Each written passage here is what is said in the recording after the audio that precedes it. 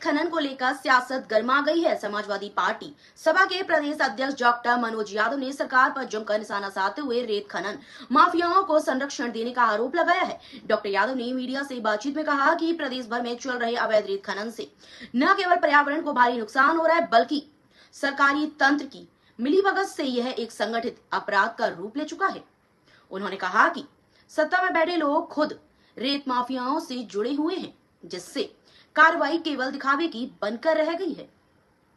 सपा प्रदेश अध्यक्ष ने दावा किया कि कई जिलों में बिना अनुमति के भारी मशीनों से नदी की गोद को छलनी किया जा रहा है, लेकिन प्रशासन आंख मूंदे बैठा है। उन्होंने यह भी कहा कि इस अवैध कारोबार से हजारों करोड़ रुपए की काली कमाई की जा रही है, जिसमें बड़े नेताओं और अधिकारियों की संलिप्तता से इनकार नहीं किया जा सकता। डॉक्टर यादव ने प्रदेश सरकार से सवाल पूछा कि अगर रेत खनन पूरी तरह वैध है तो फिर नदियों का जल स्तर क्यों घट रहा है और क्यों स्थानीय ग्रामीणों का जीवन प्रभावित हो रहा है। उन्होंने चेतावनी दी कि अगर अवैध खनन पर तत्काल रोक नहीं लगाई गई और दोषियों के खिलाफ कड़ी कार्रवाई नहीं हुई तो समाजवादी पार्टी प्रदेश व्यापी आंदोलन शुरू करेगी। प्रदेश की राजधानी में यह बयान एक नई बहस को जन्म दे रहा है और आने वाले दिनों में रेत खनन का मुद्दा और उग्र रूप ले सकता है।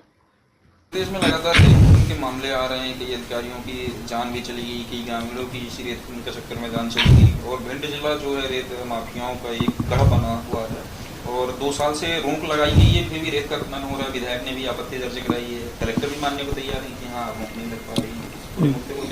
ये भारतीय जनता पार्टी की सरकार में पूरे मध्य प्रदेश में खनन कारोबार, माइनिंग कारोबार से लेके सब कुछ चल रहा है यहाँ पे और टोटल धांधली हो रही है।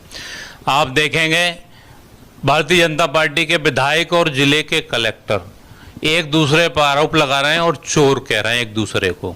तो आप समझिए चोरी किस हद तक हो रही है कि हिस्सा पूरा नहीं मिल रहा है क्या, इसलिए ऐसा हुआ है। और लोकतंत्र में देखा गया है कि किसी भी कलेक्टर एक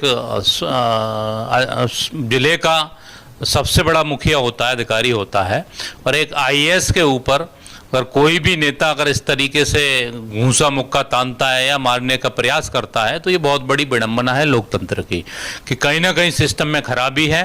और ये सब होने के बावजूद भी कल का बयान है भिंड कलेक्टर साहब का, उसके बाद में वहाँ के स्थानीय लोगों से भी मीडिया वालों ने बात की है कि रेत खनन की गाड़ियाँ सबसे रात भर निकलती हैं वहाँ से और सबसे ज़्यादा मेहगांव तहसील में खनन हो रहा है। ये गांव के ग्रामीण बता रहे हैं और मैंने पेपर में भी पढ़ा है, कुछ न्यूज़ वालों ने भी दिखाई है ये खबरें। तो प्रशासन क्या कर रहा है, आंख बंद करके बैठा हुआ है या कलेक्टर साहब नेताओं के दबाव में, भारतीय जनता पार्टी के नरेंद्र कुशवाहा जी या जो भी नेता हैं उनके दबाव में इतने लाचार हो गए हैं। ये लोकतंत्र की सरासर हत्या है और भारतीय जनता पार्टी के शासनकाल में ये आम जनता के साथ क्या होगा जब एक अधिकारी के साथ इस टाइप का व्यवहार हो रहा है। और 2 साल से टेंडर खत्म हो चुका है, उसके बाद इतना खनन भिंड जिले में चल रहा है। इसी तरह मध्य प्रदेश के हर जिले में खनन की समस्या है और लगातार राजस्व की चोरी हो रही है। इसकी जिम्मेदारी मुख्यमंत्री जी के, इस पर क्यों ध्यान नहीं देते हैं? सर 1 साल का रेवेन्यू जो आता था 100 करोड़ का आता था, लगभग 2 सालों से टेंडर नहीं हुए हैं और रेत का जो परिवहन है वो लगातार बदस्तूर जारी है। क्या लगता है अफसर और नेताओं की साठगांठ है और ये जो पैसा रेवेन्यू सरकार को मिलना चाहिए था वो कहाँ जा रहा है, किस तरीके से? बिल्कुल पत्रकार बंधु, आपने बहुत अच्छा सवाल पूछा है। पूरे प्रदेश में नेता और अधिकारी की सबकी मिली भगत चल रही है। इसमें सिर्फ गरीब आदमी परेशान है क्योंकि जब टेंडर नहीं है और इसमें नुकसान जो हो रहा है वो सरकार का हो रहा है, जो राजस्व सरकार को नहीं मिल रहा है।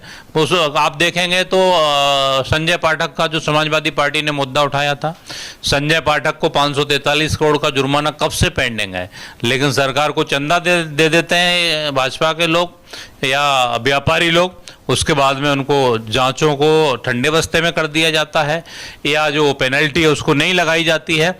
और पेनल्टी की तो बात जब आती है जब अवैध खनन को दर्शाया जाए। यहाँ तो टेंडर ही नहीं, आप दर्शा ही नहीं रहे हो खनन को।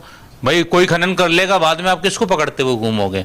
तो भारतीय जनता पार्टी सरासर उनके शासनकाल में अन्याय हो रहा है जनता के साथ में, और खनन की जो नीति है वो केवल कागजों में है, धरातल पे कहीं नहीं है। समाजवादी पार्टी इसकी घोर निंदा करती है और इस भ्रष्टाचार का जवाब आने वाले समय में जनता देगी। भारतीय जनता पार्टी की सरकार को उखाड़ के फेंकने का काम जनता करेगी।